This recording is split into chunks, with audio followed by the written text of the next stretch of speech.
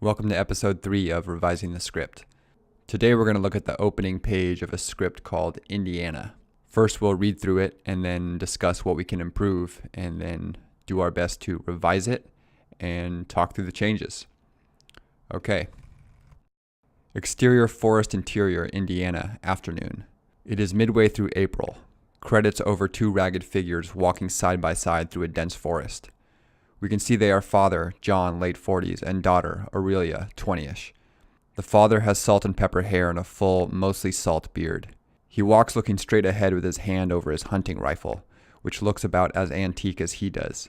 His daughter has unbrushed and wild red hair, and walks with her hands shoved in her pockets. Aurelia is watching the ground as she walks. Her father's outstretched arm stops her silently.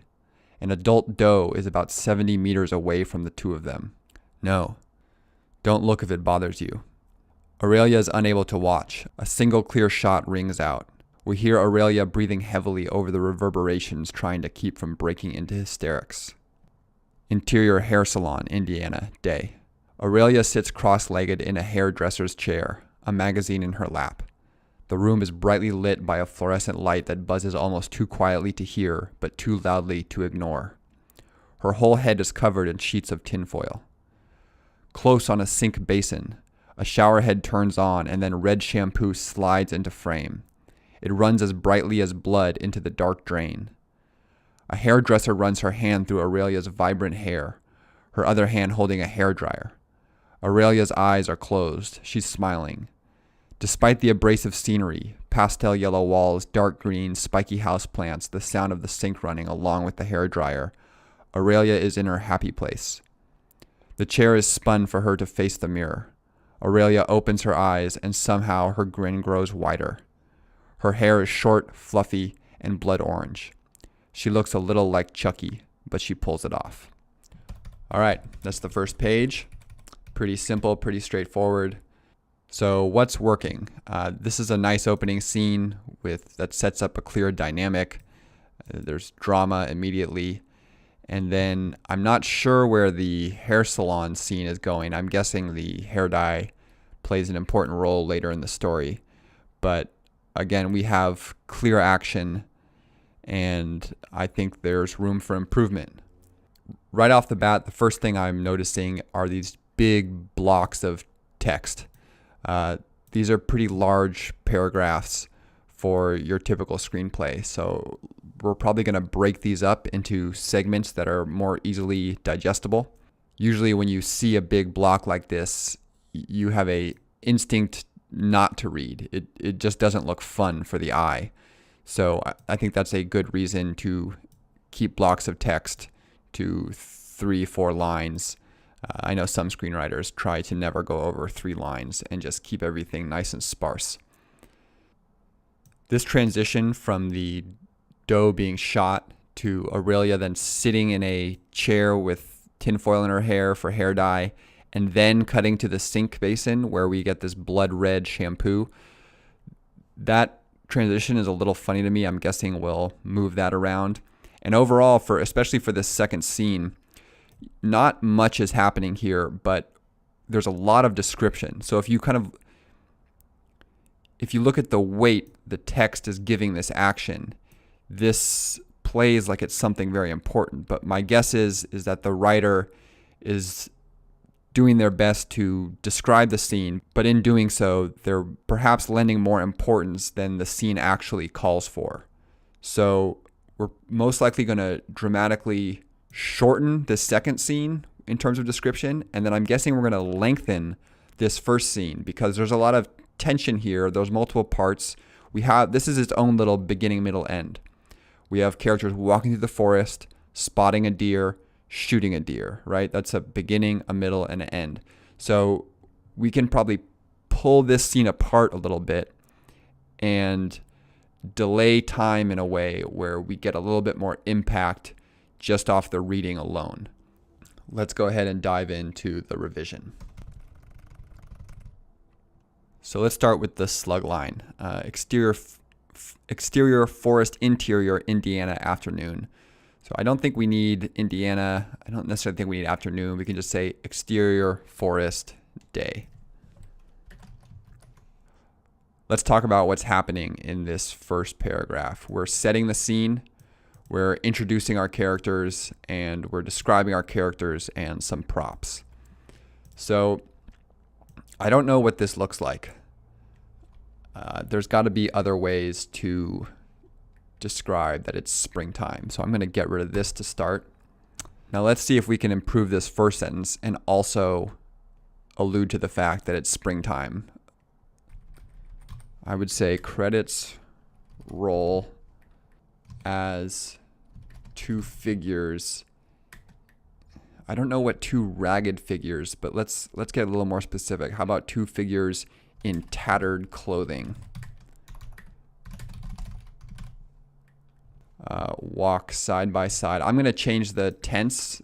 If you want to see a script written completely in, I believe this is called present progressive, Tony Gilroy writes Michael Clayton in this way. It's all ing words. It's pretty effective, but for this case, we're just going to stick with one or the other. So credits roll as two figures in tattered clothing walk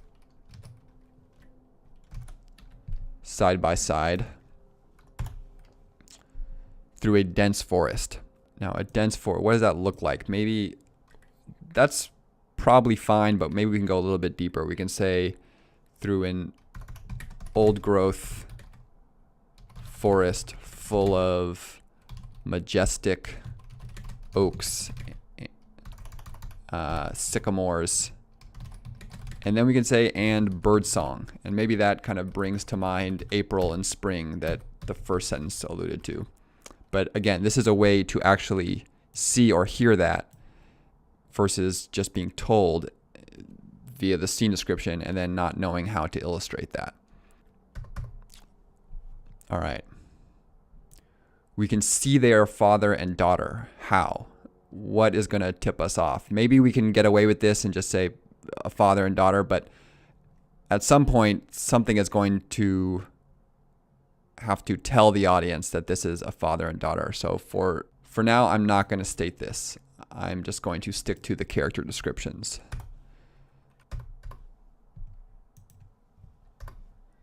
Okay, already this is just looking a little bit better, right? It's just a little easier on the eyes to scan the page. We're giving the reader some breaks. So we don't know this guy's a father yet, so let's just say the man in his late 40s. And he's bearded. Let's see. Has salt and pepper hair with a full, mostly salt beard. All right, I don't like using the same word twice in a single sentence. So let's just say bearded and scraggly with a hunting rifle slung over a worn jacket. Something Craig Mazin of Script Notes is always urging writers to do is just describe makeup, hair, wardrobe as a standard way to introduce a character. It just helps us visualize them. So we see his hair. This could be construed as makeup, and then some quick wardrobe. I don't know how clear this is reading with a hunting rifle slung over his worn jacket. That might be confusing if it possibly sounding like the rifle is just slung over the jacket. I'm going to leave it for now. I might update it if I can think of a better phrase. Well, let's just say shoulder to avoid confusion. I do like this description, which looks about as antique as he does. It gives a sense that both this object and the man have been through some hard times. So let's keep that. Okay, so we're going to figure out a way to show this later in the script, hopefully.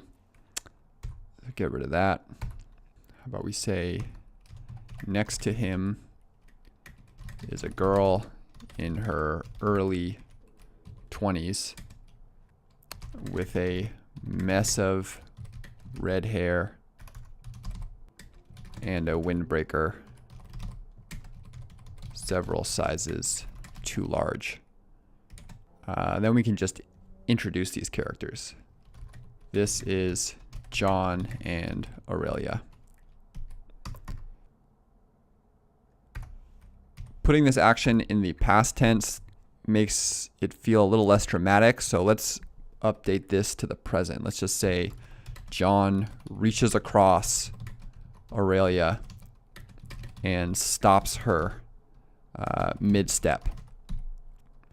An adult doe is about 70 meters away from the two of them. So this describes what they're seeing, but it's not very dramatic on two counts. One, you're revealing what they're seeing in the first couple words, and then this phrase 70 meters away, what's that look or feel like? It's a little academic. We want to go more with feeling. We want to help people see what 70 meters away looks like. So let's update this. How about he's spotted something?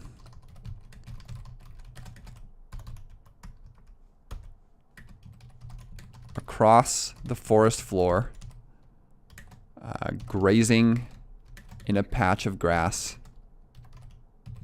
unaware it's being watched, is a deer. All right, what I immediately like about this is notice how this sentence kind of guides our eye, right? So we're looking across the forest floor, and then we're seeing this patch of grass, and then there's something unaware, which hopefully gives us a sense of suspense. We want to know what it is. And then the last word of the sentence, deer, reveals what he's seeing. So in this way, the sentence is hopefully going to mimic the filmmaking in that this is going to be a reveal. You know, you can almost see a camera dolling out behind a tree and revealing this deer, or pushing in through a couple bushes and seeing a deer. So whereas an adult doe is about 70 meters away from the two of them, yes, that describes exactly what's going on, but hopefully this lends itself more to being visualized. So we can get rid of this now. Parentheticals are fine. Two of them back to back like this, I find that it breaks up the rhythm of the lines. If we were just to take these both out, in these circumstances, I think less is more. Having her say no, don't look if it bothers you. We can feel her choking up. We can feel him raising his rifle. It's not necessary to write out. I might say, just for clarity, John raises his rifle and steadies his aim. And then we can have her say no, don't look if it bothers you. How about we shorten that just for fun? Look away then. And now this last section. Again, I think this is a little long-winded. It explains exactly what's happening, but I think we can again go with less is more, right? Because now we see her looking away, then the shot, then she's taking deep breaths and trying to keep calm. But I don't know if the experience of reading these three sentences communicates that. So I would actually really pare this down and just say Aurelia covers her ears as a single clear shot rings out. I think that's all you need, because it's leaving enough space for the audience to picture her wincing and maybe some tears welling up, and her facial expression and the brutality of seeing this beautiful creature and then having it meet its end as it's unaware, grazing in grass. So in this case, I would go with less is more. Okay, let's check out the second scene. All right, so I'm going to update the slug line. I'm just going to say hair salon day. I don't think we need Indiana. You can say that on a title card if it's important to the story, but I don't know that it's important to the slug line. Again, I think this first paragraph is another example of a little too much description for the dramatic significance of the moment. So she's sitting in a hairdresser's chair, and her hair is full of tinfoil dye packs. And then we're cutting to this sink basin where this red is draining. Now if I picture myself as the editor of this film and I've been given this footage and these scenes, and I just finished the first scene where this woman's father shoots a deer and it's this traumatic experience. And then we cut to her nonchalantly reading a magazine, and then we cut to this close-up of dark red hair dye entering the sink. I don't know what this is doing for us, showing Aurelia in a chair in a hair salon. So I would actually just cut this paragraph and just go right into the red hair dye. I think that's going to be a more cinematic transition. This reads a little confusing to me. Close on a sink basin, and then a shower head turns on. I'm picturing a shower head in a proper shower, and then red shampoo slides into frame. In my mind's eye, that looks like a red shampoo bottle literally sliding into frame. So let's try and make this clear as we can. Let's just say dark red hair dye swirls around a sink drain. Super clear, no way to misinterpret, hopefully. We have hair 3 times in this sentence. That's a little clunky. And then again, I think we can show she's blissed out and happy with less description. Let's say a hairdresser stands over Aurelia, rinsing the excess dye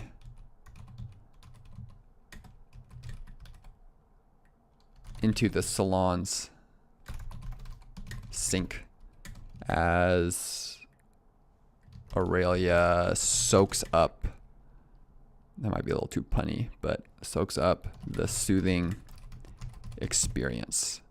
Hopefully most people can relate to this. If you ever gone and gotten your hair cut and they shampoo your hair in that sink, feels great. So I don't think we need to describe all these details. I think we just need to get to the essence, which is that we've just left this brutal scene. We transition through the red hair dye that looks like blood, and then we have this ironic juxtaposition where Aurelia is blissed out and happy after we've witnessed this killing. So we can get rid of this now. I am going to take liberty here. I don't totally understand the point of this scene, and maybe it pays off later, but I'm going to assume the point is her getting her hair dyed. So I don't know that we need to see all the steps of the blow drying. And so what if we just cut from her hair being washed out to her hair being revealed to her in the mirror? So we can just say later, or we could say cut to Aurelia being spun around to get a look at herself and her new hairdo. Her hair is short, fluffy, and blood orange. Let's try and reduce the number of words. A short, blood orange bob. I'm not a fan of referencing other movies in scene description. I don't know that we want to give our audience the image of the murder doll Chucky. So let's just stick with short, blood orange bob and have that be in their mind's eye. Now, I deleted a sentence that said her grin grows even wider. Let's just say it's bold, but she pulls it off. Now, hopefully a phrase like this, but she pulls it off and it's bold, give us an image that she's feeling confident and satisfied with the haircut.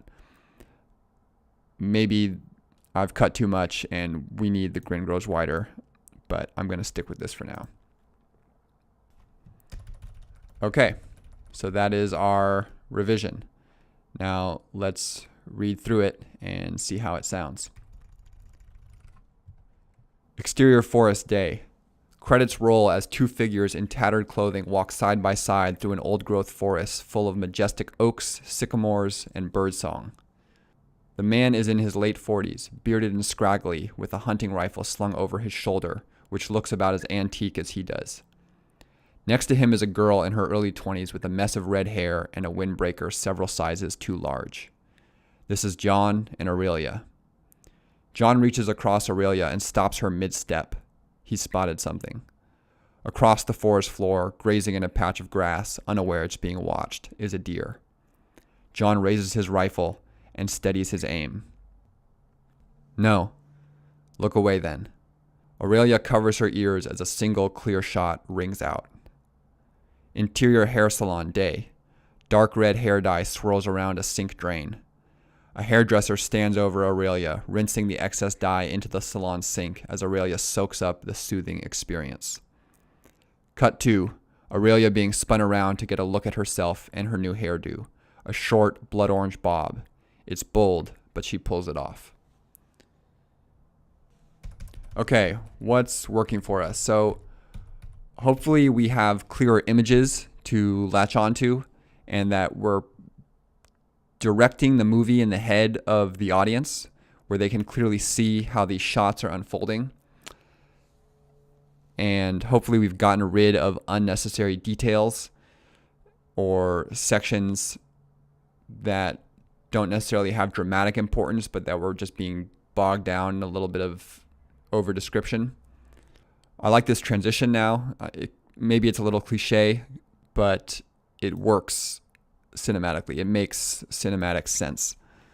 Something else I really like is just look at how this page looks now. Let's pull up the original script. All right, here's the original on the left and the revision on the right here. Right away, just look at the giant blocks of text that have been sparsed out. So right off the bat, this is just a much more relaxing page to look at than this is kind of intimidating over here. We might turn to this page and kind of sigh internally because we're gonna have to get through these giant blocks. Whereas this looks easy to read through. You're just gonna be jumping from line to line. Also look at the amount of real estate we've given these scenes. So in this first scene, which is dramatic, we're taking up about half the page. Whereas over here, we've extended this. And now we're taking up a little bit more space with less though. So it's more page real estate, but it looks like it's less words. And then in this second scene, where arguably not much of dramatic importance is happening, we've cut that down just to 3 short sections. So the hair dye, the blissful experience, the reveal of her hairdo. Whereas here in the original, we had her waiting to get her hair dye washed out, a close-up on the sink, then blow drying, and in with the blow drying, description about what the salon looks like, which again, not sure if that's necessary, and then the reveal. So I just like how this looks better. It's more pleasing to the eye, and hopefully we've honed in on what is important and got rid of what's not important. Okay, and that about does it. So thank you so much for watching, and we'll see you next time.